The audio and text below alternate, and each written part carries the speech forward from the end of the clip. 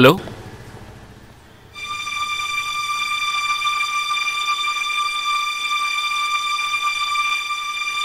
అలాగేనండి.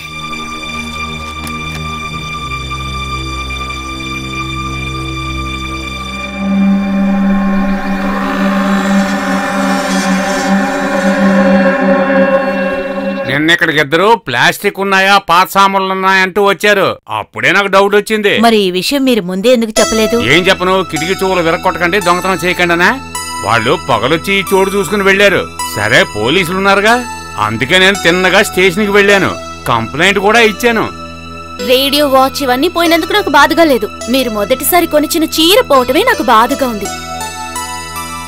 అన్నా, నేను అర్జెంటుగా ఆఫీస్కి వెళ్ళాలి.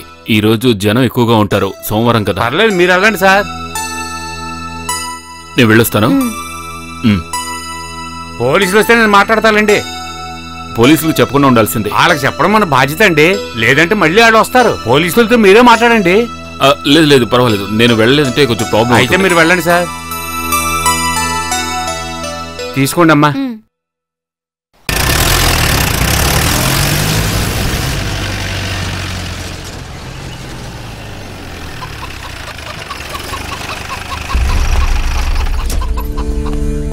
పోలీస్ ఆఫీసర్ వచ్చారు.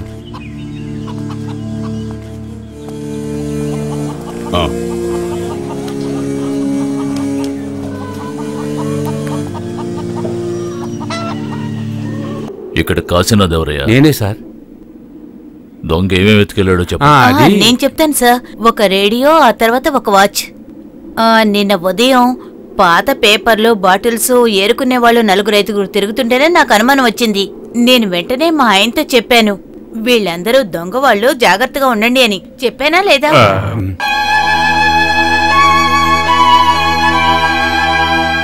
నువ్వు లోపలికి వెళ్ళి. ఎవరో నీ చెల్లెలా? కాదు సార్, నా భార్య. ఇది నీ సొంతిల్లేనా? కాదు సార్, సొంతలు కాదు, నేను అద్దెకుంటున్నాను.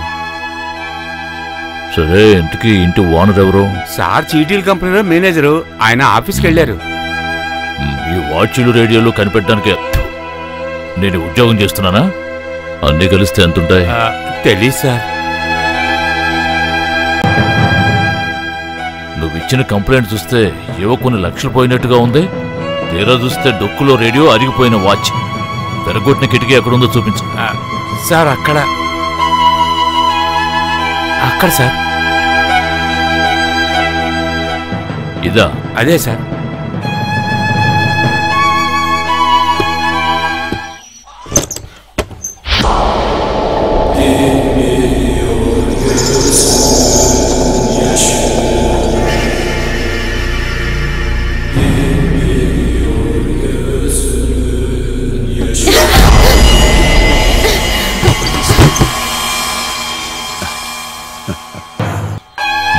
సార్, ఎందుకీ నీ పేరేమిటన్నావు? కాశీనాథ్ సార్.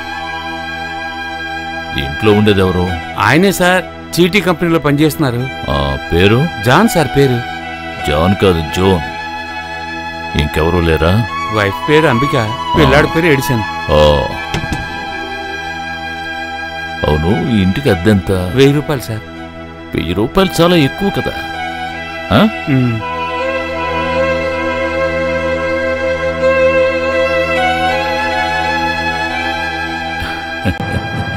అంబిక కదా? ఆ దొంగ ఇంకేమీ దోచుకెళ్ళలేదు కదా?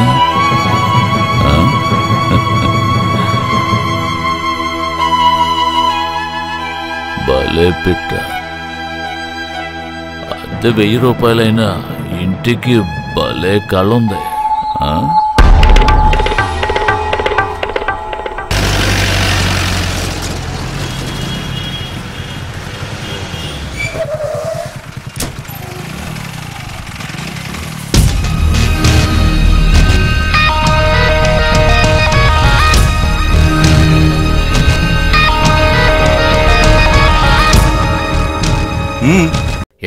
ఏంటి ఇక్కడ ప్రాబ్లం?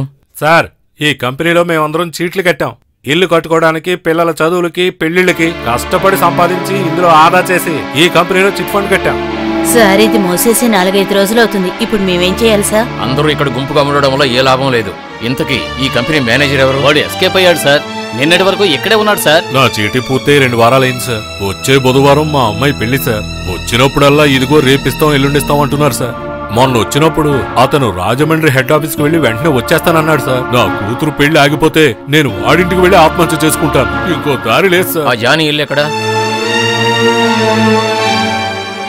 సార్ ఇవిడే. మీ ఆయన ఎక్కడికి వెళ్ళాడో మీకు తెలుసా? సార్ నేను ఇదివరకే చెప్పాను కదా సార్, అక్కడ ఏమైనా చీటింగ్ జరిగినా ఈవిడికి దానికి సంబంధం ఉండదు సార్.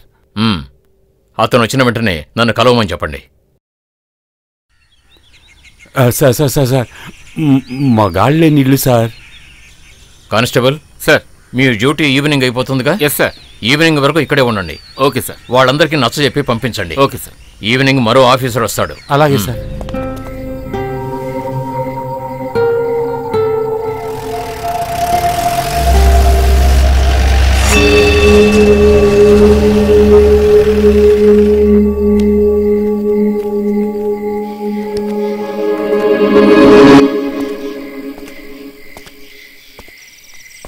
నువ్వు ఇక్కడేం చేస్తున్నావు? సార్ అది పోరా పోరా, నీ ఇంటికి పోరా.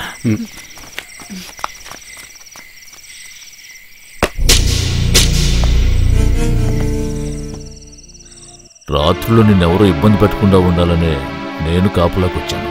ఈ ప్రాబ్లం సాల్వ్ అయ్యే వరకు నేను ఇక్కడే ఉంటాను. అర్థమైంది కదా?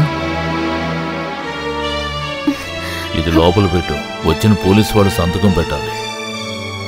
రోజు నేనే వస్తాననుకో. లోపలికి వెళ్ళి ఒక గ్లాసుడు మంచినీళ్ళు తీసుకురా. నువ్వేం భయపడుకో. గ్లాసుడు మంచినీళ్ళు ఇచ్చి వెళ్ళి పడుకో. ఇక మీ ఇంటికి ఎవ్వడూ రాడు. వచ్చిన వాడిని కూడా తప్పు పట్టడానికి వీల్లేదు.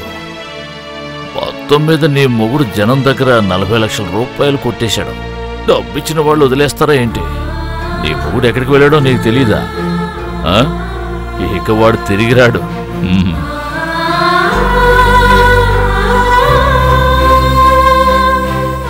డాన్స్ స్కూల్లో ఉన్నప్పుడు నేను లేపుకొచ్చాడట కదా.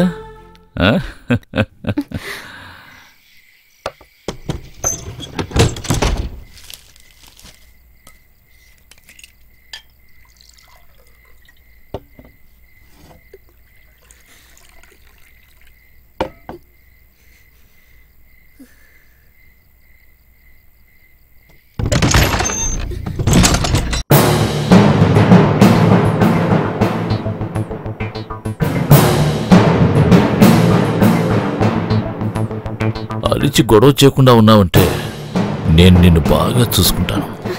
అంతేకాదు, నేను చెప్పేంత వరకు ఎవ్వడూ నీ ఇంట్లోకి రాడు. అర్థమైందా? ఒక వరలో 2 కత్తులు ఉండకూడదు.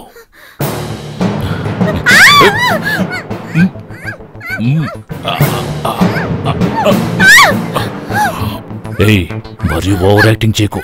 చంపేస్తాను. నా గురించి నీకు తెలీదు.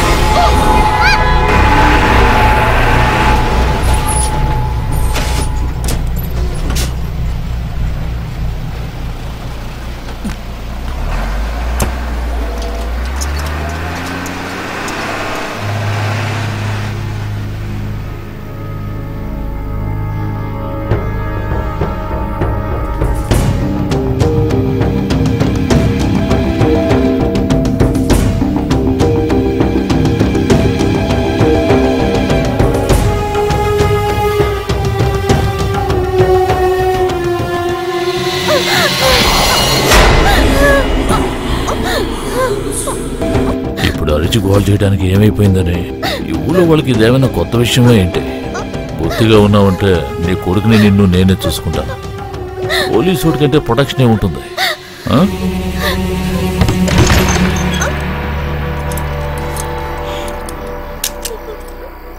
వాడు ఎలాగో నిన్ను వదిలేసి పారిపోయాడు. నేను చూసుకుంటానని చెప్తున్నాను కదా.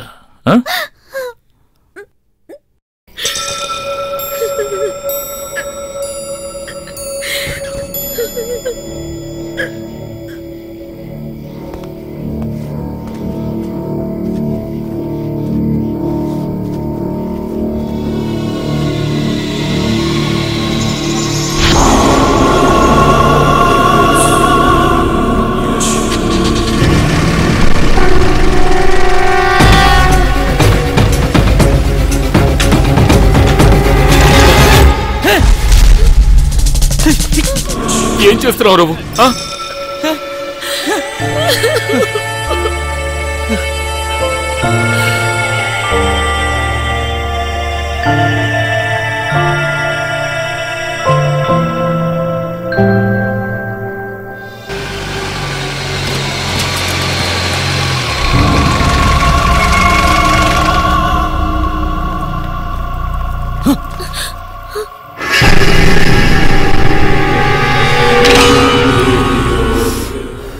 ఎందుకో తెలీదు, నిన్ను ఒంటరిగా వదిలేసి ఎక్కడికి వెళ్ళలేకపోతున్నా.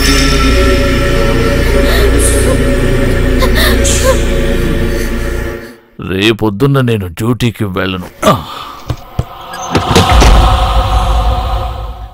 నీకు నిద్ర పడటం లేదా నాన్న?